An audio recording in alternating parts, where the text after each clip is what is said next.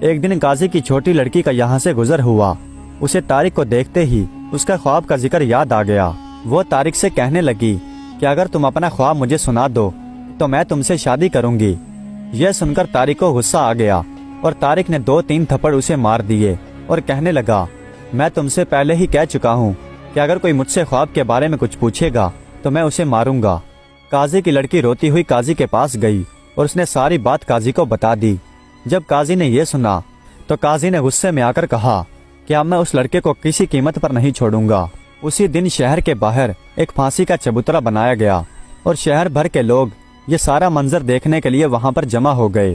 جب طارق کو پھانسی دی جانے والی تھی تو وہاں پر ایک سنہری گھوڑا گاڑی آ کر رکی۔ اس گاڑی پر شاہی پرچم لہرا رہا تھا اور اس گاڑی میں ملک کا سلطان بیٹھا ہوا تھا۔ اس سلطان نے حکم دیا کہ اس لڑکے کی جان بخش دی جائے۔ سلطان نے سارا ماجرا سننے کے بعد کہا کہ اس لڑکے کو میں اپنے ساتھ لے جاؤں گا اور مجھے یقین ہے کہ یہ لڑکا اپنا خواب مجھے سنا دے گا۔ قاضی نے ادب سے کہا کہ علی جا آپ اس لڑکے کو اپنے ساتھ لے جائیے، ہم اس گستاخ کا چہرہ نہیں دیکھنا چاہتے۔ میان میں طارق کی تلوار نے 2-3 بار حرکت کی اور پھر جلاد نے طارق کی آنکھوں پر سے پٹی کھول دی۔ طارق سلطان کے ساتھ گھوڑا گاڑی پر سوار ہو گیا۔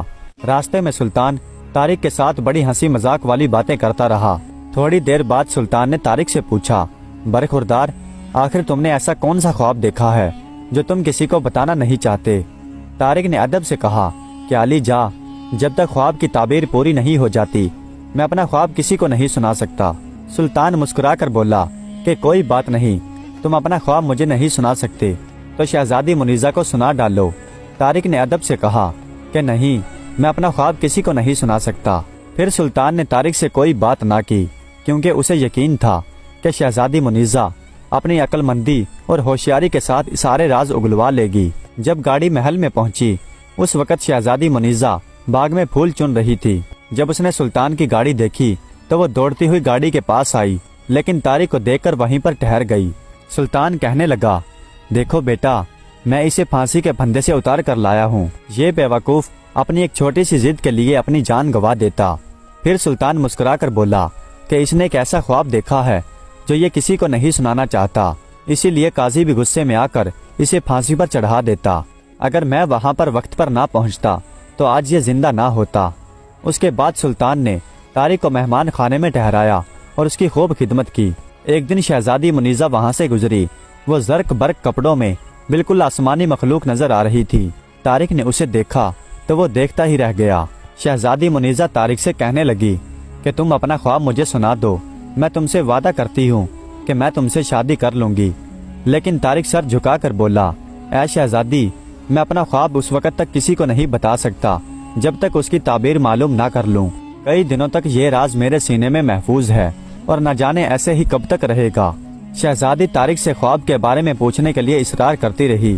پہلے تو طارق اسے پیار سے سمجھاتا رہا لیکن جب شہزادی کا اصرار بڑھنے لگا تو طارق نے غصے میں آ کر شہزادی کو ایک تھپڑ مار دیا۔ شہزادی کے ناک سے خون بہنے لگا اور شہزادی وہاں سے چیختی چلاتی بھاگی۔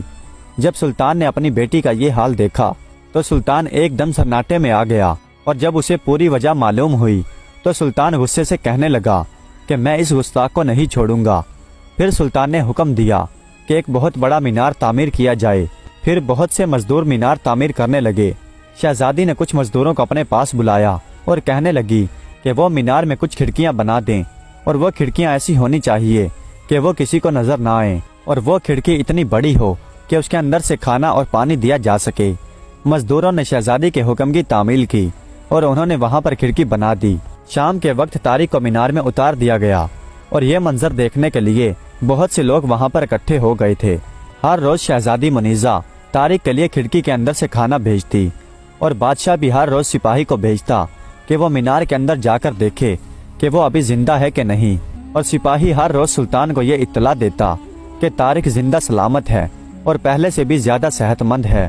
بادشاہ فکر مند ہو کر کہنے لگا ضرور یہ لڑکا کوئی جادوگر ہے۔ ایک دن ایک منگول قاضی سلطان کے دربار میں حاضر ہوا اور اس نے سرکنڈے کی 3 چھڑیاں سلطان کو دیں اور بولا کہ میرے آقا نے یہ دریافت کیا ہے کہ ان میں سے کون سی چھڑی جڑ کے قریب اگی تھی اور کون سی سرکنڈے کے درمیان میں اور کون سی سرے پر، اور اگر آپ اس کا جواب نہ دے سکے تو منگول خان کے ساتھ جنگ ہوگی۔